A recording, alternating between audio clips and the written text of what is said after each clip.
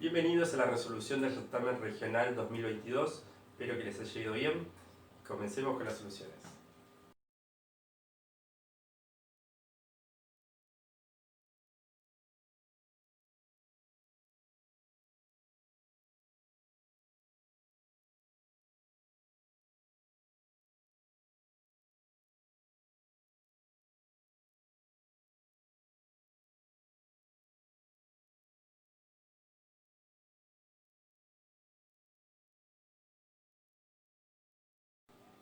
Veamos el problema 1. Nos dice, Nacho tiene 30 tarjetas. En cada una de ellas escribió un número entero positivo con todos sus factores primos menores que 10. Luego ubicó las tarjetas boca abajo. Lola debe sacar la menor cantidad posible de tarjetas, de modo que cualquiera que sean los números escritos por Nacho, siempre puede encontrar entre las elegidas dos tales que la multiplicación de sus números sea un cuadrado perfecto. Determinar cuántas tarjetas debe sacar Lola y explicar por qué tendrá la certeza de que habrá entre ellas, entre las elegidas, dos tarjetas tales que la multiplicación de sus números sea un cuadrado. Ok. Bueno, por primera vez voy a dar una solución de un alumno que está muy buena y es muy sencilla, muy cortita. Si bien este era un problema bastante difícil y complejo por ahí de comprender, complejo de ejecutar y demás, pero bueno, acá nuestro fabuloso Felipe Clear me transmitió una solución que me pareció ideal y fabulosa como para poder compartirla y que puedan ver cómo magia hace para solucionar este problema. Bien, vamos a primero aclarar un poquito esto. Dado que no me dice una cantidad, entre tanto y tanto pueden ser los valores, o sea, tengo como infinitos números a los cuales puedo poner, ¿sí? Entonces como que bueno, tengo que tratar de limitar un poco el problema y fijarme en otra cosa, porque puedo pensar en números muy grandes, números muy chicos, como que no tengo como una certeza de qué tipo de números voy a encontrarme. Pero sí tengo una certeza de que a mí me habla de que tiene que ser un cuadrado perfecto el resultado final.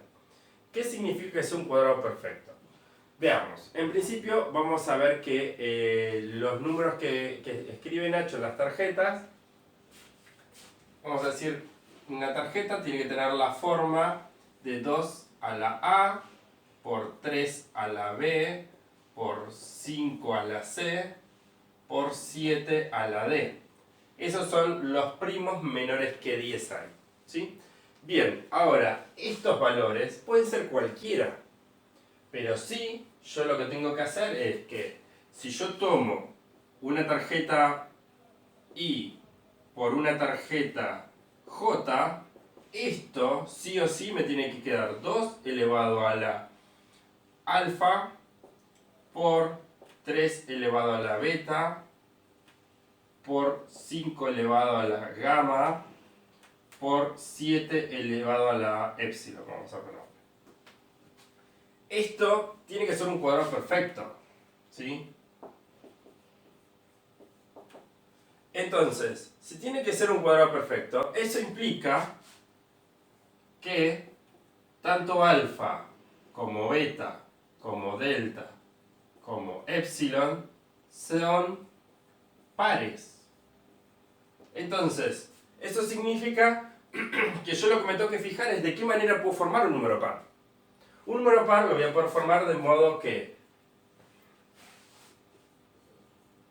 va a ser multiplicando dos números pares, o sea, dos potencias pares, que en realidad cuando hablamos de potencias, vamos a hacer la aclaración acá lo siguiente, si yo tengo que es 2 a la A por 2 a la, vamos a cambiar de letra, 2 a la X por 2 a la Y, el producto de esto es 2 a la X más Y, ¿sí? Bien, pero yo necesito que esto sea par. Entonces, si yo, para lograr que sea par un número, necesito que esos dos números sean pares o que hayan dos números impares. ¿Sí? Esas son las maneras que tengo para lograr que el producto me termine siendo par. ¿Sí? Entonces, acá a mí me puede caer, este puede llegar a ser par o impar, este puede llegar a ser par o impar, y cada uno de estos puede llegar a ser par o impar. Entonces, como que tengo muchas posibilidades, y además de que pueden ser números distintos, pero además de ser potencias diferentes, iguales o lo que sea, mi cuestión está en que va a ser par o impar, porque a mí lo que me importa es eso. ¿Por qué? Porque cuando se multiplican, si esa potencia me queda par, genial. ¿Por qué? Porque eso me acerca más a que sea un cuadrado perfecto.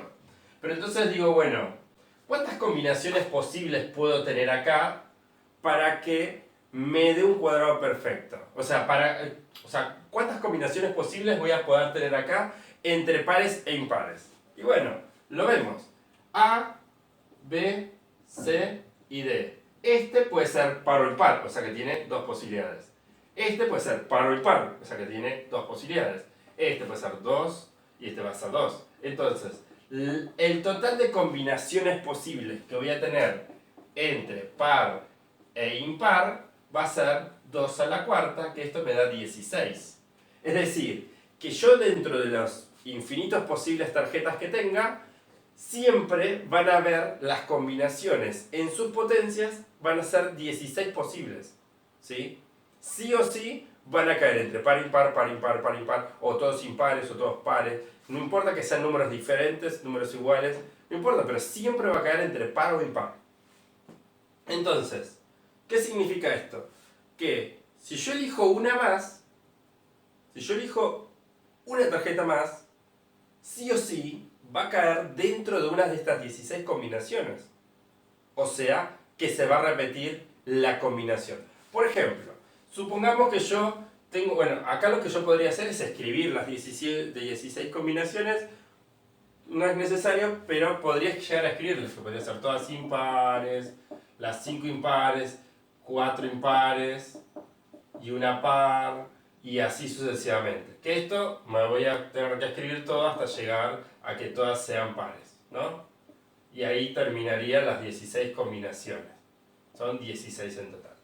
Ahora, si yo elijo una X, cualquiera, por ejemplo, I, P, en las potencias, ¿no? No importa que sean diferentes números, pero acá dentro, una con esta forma va a estar. Entonces, como ya va a haber una que tenga esa forma, al multiplicarse por una misma que sea de la misma forma, ¿qué va a pasar? Al multiplicarse, las potencias se van a sumar. Entonces me va a quedar par, par, par, par, par. Y como yo necesito que un cuadrado perfecto tenga todas sus potencias pares, listo, voy a encontrar una que va a ser un cuadrado perfecto. Por lo que, si yo tengo 16 combinaciones posibles, eligiendo 16, que son las posibles combinaciones, más 1, con 17 tarjetas, tengo garantizado de que una de estas secuencias, de una de estas combinaciones, se va a repetir. Por lo que voy a formar un cuadrado perfecto. ¿Puede haber con menos? Puede haber con menos. ¿Puede que se repita la primera directamente? ¿Una misma se repita dentro de los 16? Sí, puede pasar. O sea, si elijo, puedo pensar en tener suerte. Si tengo suerte, sí. Pero en este tipo de problemas, como me piden certeza, yo lo que tengo que pensar es qué pasa en el peor de los casos. En el peor de los casos sería que las 16 combinaciones sean diferentes, entonces ahí no tengo certeza. Entonces agrego una más y ahí ya tengo garantías de que una de esas que elijo sí o sí va a caer en estas y ahí la combinación va a estar.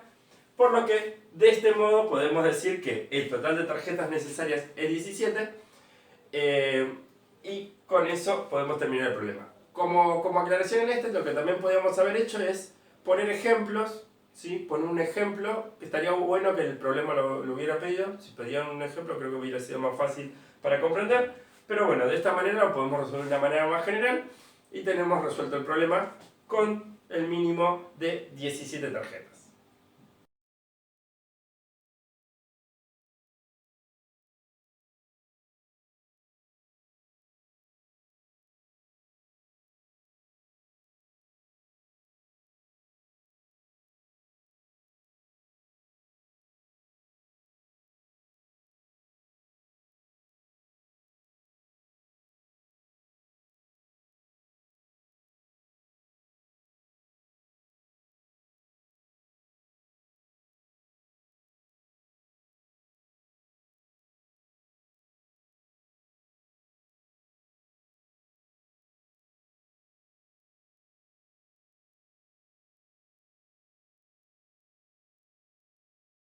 Veamos el problema 2. Veamos que este problema tiene dos partes. La parte A nos dice con los dígitos 0, 1, 2 hasta el 9, sin repeticiones, se escriben listas de 5 números de 2 dígitos cada uno que sean múltiplos de 3. En cada lista los números se ordenan de menor a mayor. Una posible lista es 30, 42, 51, 87, 96. Determina la cantidad de listas que es posible escribir. La parte B, bueno, me va a decir lo mismo, pero que ninguno sea múltiplo de 3. Bien, veamos acá cómo vamos a considerar. En principio, tenemos que tener en cuenta que lo que me está pidiendo es que sea múltiplo de 3. Eso implica que la suma de los dígitos sea un múltiplo de 3. ¿Sí? Por el criterio de divisibilidad del 3, bueno, lo que podemos hacer es utilizar ese criterio para poder resolver el problema un poquito más sencillo. Entonces, veamos que el 0 sí o sí tiene que estar en algún lado. ¿Sí? Entonces, el 0 con otro dígito se tiene que sumar y tiene que dar un múltiplo de 3. Pero para que sea múltiplo de 3, el 0 no puede ser con ningún otro más que sea un múltiplo de 3. Es decir, que vamos a separar los números por categorías para ver quiénes son equivalentes o similares, ¿sí? Y quiénes son distintos. Por ejemplo, los que tengan el 0 son el 3, el 6 y el 9. Entonces, ¿por qué los separo de esta manera? Primero porque son múltiplos de 3, o sea, me dejan resto 0 y la división por 3. Y sé que entre ellos se van a tener que combinar. Ahora, después tengo, por ejemplo, el 1, el 4 y el 7, que son aquellos que tienen resto 1. ¿Sí? Y los que tienen resto 2, que sería el 5 y el 8, el 2, 5 y 8. Bueno, o sea, veamos acá qué es lo que pasa. Yo lo que me fijo es que los números, primero los que tienen 0, el 3, el 6 y el 9, sí o sí se tienen que combinar entre ellos. O sea, el 0 con ellos sí o sí. Primero porque estos, si se combinan con cualquier otro, como este tiene resto 0, este tiene resto 1, me va a dar un resto 1. Este tiene un resto 0, este tiene un resto 2, me va a dar un resto 2. Entonces, los múltiplos de 3 no los puedo combinar con ningún otro más que con algún múltiplo de 3. Ahora, ¿qué pasa con que voy a poder combinar los que tienen resto 1? Resto 1 con uno resto 1 me deja un resto 2. No me va a dar un múltiplo de 3, entonces no me sirve. Pero si combino un resto 1 con un resto 2, ahí me da un resto 3. El resto 3 es lo equivalente a un resto 0 en la división por 3, o sea, me da un múltiplo de 3. Entonces, bueno, yo ya hice que voy a poder combinar uno de estos con cada uno de ellos. Ahora, pensemos en lo siguiente. Yo armo números, ¿no? Formas de ordenarse de menor a mayor. ¿Cuántas hay? Solamente una, ¿sí? Siempre todo lo que tenga voy a ordenarlo de menor a mayor. Entonces, pero formas de ordenarlo solamente existe una, ¿sí? Entonces como que no me preocupo tanto por esa condición de que se ordena de menor a mayor, porque la verdad es que ordenar de mayor a menor o de mayor a menor es lo mismo porque existe una sola forma de ordenar con esa condición. Entonces, como que esa no es necesario que le dé importancia, ¿sí? Entonces, bueno, vamos a mirar por ejemplo los números que terminan en 0, ¿sí? Sí o sí tiene que estar en 0 en segundo lugar. ¿Por qué? Porque si no, no formaría un número de 3 dígitos, ¿sí? Entonces, necesito formar un número de 3 dígitos, entonces eso va a venir acá. Ahora, veamos. Acá va a venir un múltiplo de... si viene el 0 acá tiene que venir 3 más. O sea, tengo 3 posibilidades, ¿sí? Y después tengo para acomodar los otros dos que me quedan, 2 por 1. O sea, estos serían los que tienen resto 0, ¿sí? Pongo 1 acá y después los que me quedan los pongo acá. Estos son los que tienen resto 0, ¿sí? Vamos a ponerlo así. Los de la categoría del 0. Ahora, ¿qué pasa? Voy a ordenarlos de la categoría del 1 y a su vez lo voy a completar con la categoría del 2. Entonces, si ponemos el que termina en 1, uno que termine en 4 y otro que termina en 7. Ahora, veamos. Acá puede venir el 2, el 5 o el 8, o sea que tengo 3 posibilidades. Acá puede venir el 2, el 5 o el 8, pero ya puse uno acá, o sea que me quedan 2 posibilidades. Y acá me va a quedar el que quede, ¿sí? Ahora, estas serían las formas de cómo lo podría acomodar, ¿no? Pero ¿qué pasa? Primero, estos dos dígitos que me queden acá, supongamos que acá viene el 3, ¿no? O el 9, supongamos que acá viene el 9. me queda el 3 y el 6. Yo pongo el 3 y el 6, o el 6 y el 2, ¿sí? O el 6 y el 3, ¿sí? Pero eso ya está considerado acá, ¿sí? ¿Por qué? Porque podría ser o uno o el otro, ¿sí? Pero esto ya estaría considerado acá, a ver si no me equivoco. Si pongo el 9 acá, acá puede ser 3, 6 o 6, 3, ¿sí? O sea, veamos que en esa posibilidad ya está considerado, ¿sí? Acá, que ya podría dar vuelta de uno o del otro, ya está considerado. Pero ahora, ¿qué pasa acá? Esto podría estar dando vuelta, o sea que esto podría ser por 2, porque podría estar el uno adelante y el otro número acá. Lo mismo acá, por 2, porque este podría estar acá y el otro acá. Y lo mismo acá, por 2.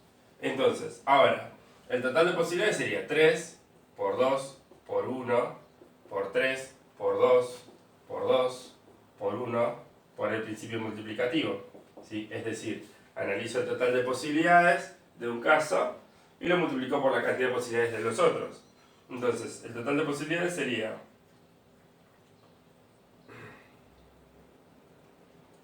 288 números. Veamos, ojo acá, que acá no es necesario que dé vuelta a los números, porque como me quedan 2, acá tengo la posibilidad de que esté cualquiera de los otros dos y en consecuencia va a estar el otro. O sea que ya está la disposición armada, ¿sí? Bueno, y ahí tenemos que la parte A del problema me da 288 números. Veamos con la parte B. En la parte B, lo que está pasando es que, al contrario, me tiene que pasar de que no tengan que haber números que la suma de los dígitos sea un múltiplo de 3. Entonces, bueno, vamos a mirar justamente que, como el 0 no se va a poder combinar con estos, se tiene que combinar con cualquiera de los demás. Ahora, el 1 se puede combinar con cualquiera, menos con los que tienen resto 2. Y el 2 se puede, ¿cómo se llama? Se puede combinar con cualquiera de los otros, menos con los que tienen resto 1. O sea, ahora pasa, digamos, lo opuesto. Entonces, bueno, vamos a decir B. El B, tenemos que ver que se tiene que... Eso significa que cada múltiplo de 3 se tiene que combinar con cualquier otro, ¿sí? Vamos a pensarlo desde ahí. Si los múltiplos de 3 se tienen que combinar con cualquier otro, ahí ya tenemos 4 números. Pero me quedan, de estos 6, me quedan 2 libres. El tema es que esos 2 que me quedan libres, yo me tengo que fijar que no sumen múltiplo de 3, porque, o sea, si yo acomodo a cada uno de estos, le doy uno de estos, hay 2 números que me quedan. Entonces, esos 2 que me quedan tendrían que ser o los 2 de categoría 1 o los 2 de categoría 2. Pero no puede quedarme 1 y 1. Entonces, puedo basarme en esa condición inicialmente. Entonces digo, bueno, los 2 primeros números, ¿sí? Podría ser, vamos a suponer que podrían ser los de categoría 1, ¿no? Los de resto 1. Entonces ahí tengo 3 por 2 posibilidades, ¿sí? Si yo pongo, estos serían los del 1. Ahora, en el siguiente lugar tendría que estar con el 0 en un lugar y otro número acá, después el 3, después el 6 y después el 9. ¿Sí? ¿Por qué lo separo así? Primero porque los múltiplos de 3 sí o sí tienen que estar acompañados de alguien que no es un múltiplo de 3. Entonces, yo sé que 2 números pongo acá. Ya ahí me quedan 4 números. Yo puse 2 números de estos acá, 2 cualquiera. Vamos a decir que puse 2 de acá. Me quedan estos 4. ¿Sí? Entonces, bueno, acá voy a tener 4 posibilidades para poner ahí. 3 posibilidades para poner acá. 2 posibilidades para poner acá. Y una posibilidad para poner ahí, que es lo que me quede, ¿sí? Ahora, veamos, yo acá puse la categoría del 1, ¿sí? Primero, que sean 2 del 1, pero también podría ser 2 del 2, pero como la cantidad de números son iguales, los casos es equivalente, o sea que esto sería por 2. Esto no me queda otra posibilidad más que por 1, porque el 0 sí o sí tiene que estar ahí, pero en este puede estar cambiado de lugar, o sea que podría ser por 2. Ahora, esto también puede estar cambiado de lugar, por 2. Y esto también puede estar cambiado de lugar, por 2. O sea que ahí vemos que acá tengo incluidos los de resto 1 y resto 2, ¿sí? Por separado. Vamos a ver, no resto 1 y resto 2, o resto 2, vamos a ponerle. Resto 1 o resto 2, que pueden ser estos dos, que son por eso estas dos posibilidades, y 3 por 2 por la forma de combinarse. Después lo que me queda lo voy a ir completando en esos lugarcitos. Entonces, ahora podemos ver el total de posibilidades, 2 por 3 por 2, eso me da 12, por 4, 48, 48 por 6, por 8, y eso me da 2304. Y ahí tenemos el total de listas distintas que voy a poder armar. Obviamente que yo esto, como son todos números, una vez que tengo los números, los acomodaré de menor a mayor y listo, y formas de ordenarlo hay una sola, así que tampoco es que tengo que considerar eso como diferentes listas, porque la verdad es que formo un número y se ordena y ya está. Bien, y ahí tenemos, la parte A es 288, la parte B es 2304.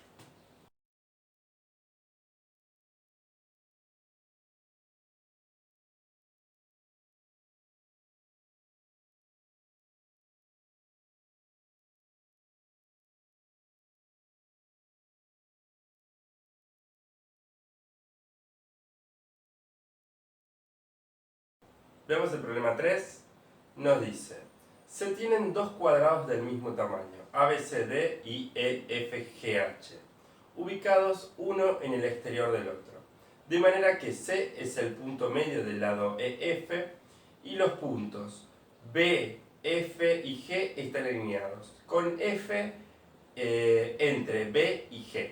La recta BC corta el lado EH en K y la recta AC corta el lado GH en M. Sea L el punto medio de GH, calcular las medidas de los ángulos del cuadrilátero CKLM. Nota, los lados del cuadrado son AB, BC respectivamente. Bien, bueno, este fue el problema que creo que uno de los problemas, bueno, en realidad todas las problemas fue complicada, pero creo que el 3 como que si no podían dibujarlo era como que era lo que dificultaba todo el problema directamente. Es lo que le pasó a muchos, le pasó de que no supieron dibujar la figura o no estaban seguros si la figura que dibujaron era la correcta. Bien, vamos a ver, dado por eso, vamos a ver los pasos de construcción. Yo inicialmente lo que hice fue como, me está pidiendo de que sea C un punto en el lado del otro cuadrado EFGH, dije bueno, prefiero partir dibujando eso y a partir de ahí ubico los puntos C y veo cómo ubico las demás cosas. Entonces, sé que C es el punto medio, ¿sí?, de este cuadrado. Vamos a ponerlo por acá, ¿sí? Este es el punto C. Ahora, a mí me pide que si este es punto medio, me dice que B tiene que estar sobre la recta FG y que F tiene que estar en el medio de G y de B. O sea que sí o sí, B tiene que estar de este lado.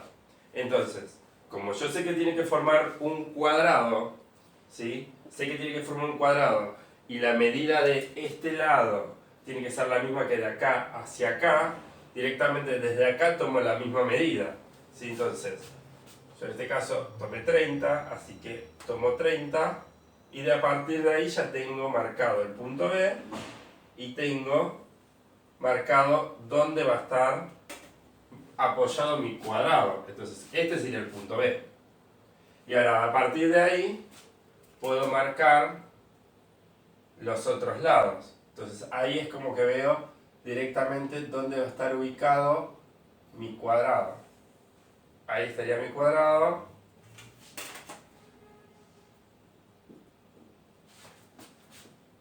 Si se ve bien.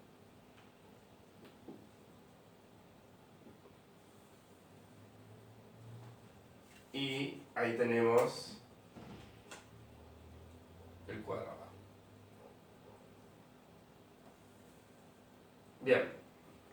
Entonces, este sería A y este sería D. Bien, entonces ahora ya tengo ubicado el cuadrado y ahora puedo ver todo lo demás que me pide, ¿sí? Me decía, la recta BC, o sea que prolongamos BC, ahí, corta a HE en K. Este es K. Ahora me dice, la recta C corta GH, o sea, AC, buscamos acá AC,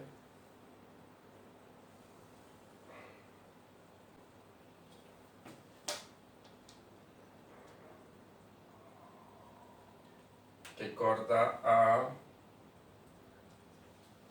acá. Este sería el punto M. Y me dice L el punto medio de GH.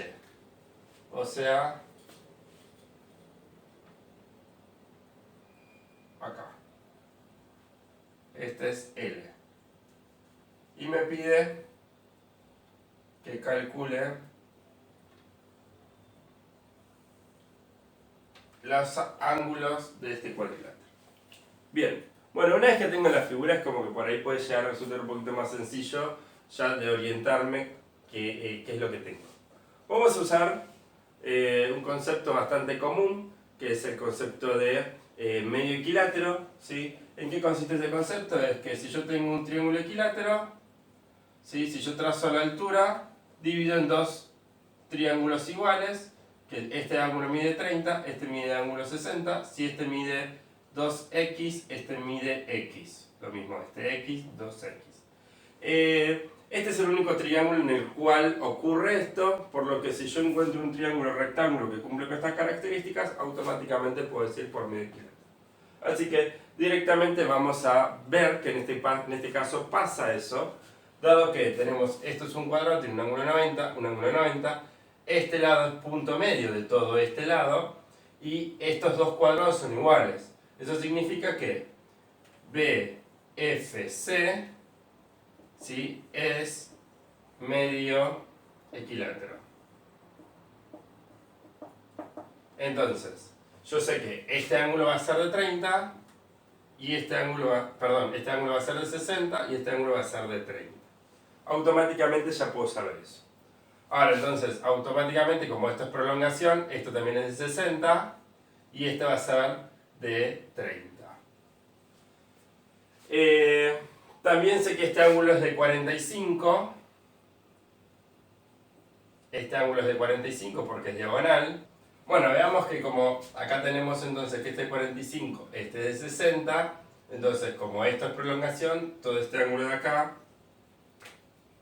me va a quedar de 75. Entonces, como tengo que este es de 75, este es opuesto por el vértice con este también va a ser de 45. Y como este ángulo es igual a este por estar entre paralelas, dado que EAF y HG son paralelas y CM sería una transversal, este ángulo va a ser de 75. Entonces, bueno, ahora lo que me queda como complicado es determinar cuánto miden estos dos ángulos. Creo que es lo que le costó a la mayoría en ese caso, ¿sí? Pero bueno, tengamos en cuenta que si miramos en este triángulo, el ECK, también tenemos un medio equilátero, en donde podemos ver que esto es la mitad del lado del cuadrado y esto va a ser igual al lado del cuadrado, o sea, CK es igual a FG, ¿sí? Y es igual al lado del cuadrado, ¿sí? Lado del cuadrado. Entonces, ahora sabemos que eso es igual al lado del cuadrado. Pero la cuestión está en que tengo que ver qué es lo que pasa con estos puntos. Este viene de ser un medio equilátero, de venir por acá. Y esto viene de que es punto medio. Entonces, si es punto medio y C es punto medio, podría unir C con L, ¿sí? Si uno C con L, eso sería como la base media en el cuadrado, ¿no? Que bueno, que en este caso CL también mide lo mismo que el lado del cuadrado, ¿sí? Y como mide lo mismo, esto también es paralelo a esto, ¿sí? Y forma un ángulo de 90, o sea, es un rectángulo. Entonces, esto va a medir 15. Eso significa que todo esto va a medir 30. Pero a su vez, este triángulo tenemos que CK es igual a CL, por lo que es un isósceles. Entonces ahora me queda que estos dos, ¿cuánto va a ser? 180 menos 30, 150. 150 sería entre estos dos. Entonces 150 dividido 2, 75. ¿Sí? Entonces este ángulo de acá es 75. Pero ahora veamos este. Este es 75 y esto es 90. ¿Sí? 75 y esto es 90.